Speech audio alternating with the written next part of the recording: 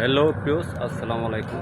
আমাদের এখানে পিছন সাইডে আপনারা পুষ্কিনি আছে, মানে বিশাল বড়। এখানে এটাকে বিয়ারিং স্প্রিংয়ের মিলের জায়গা, অনেক সৌন্দর্য আপনারা দেখতে পারবেন। অনেক দৃশ্যগুলো মানে একটা দেখার মতো।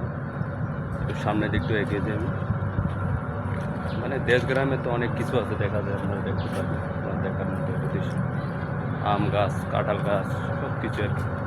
গ্রামের পরিবেশগুলো অনেক সুন্দর লাগে না? না দেখালে আপনারা বুঝতে পারবেন না।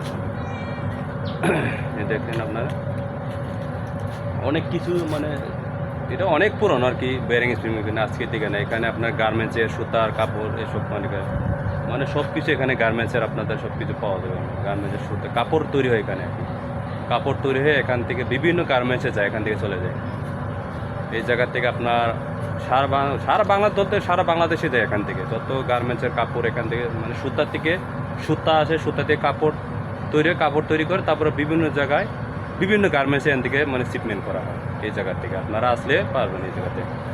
আমি আছি বর্তমান ফ্যাক্টরির পিছন সাইডে আর কি।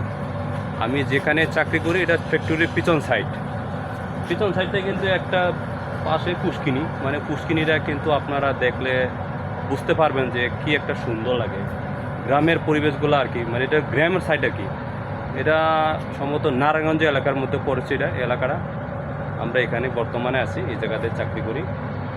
এখন লাঞ্চ টাইম, লাঞ্চের পর আমি একটু মানে ভিডিও করার জন্য এখানে এসেছিলাম যে আমাদের পিছন সাইডটা কেমন, পিছন দিয়ে আসা হয় না, তার জন্য পিছন সাইডে আসলাম।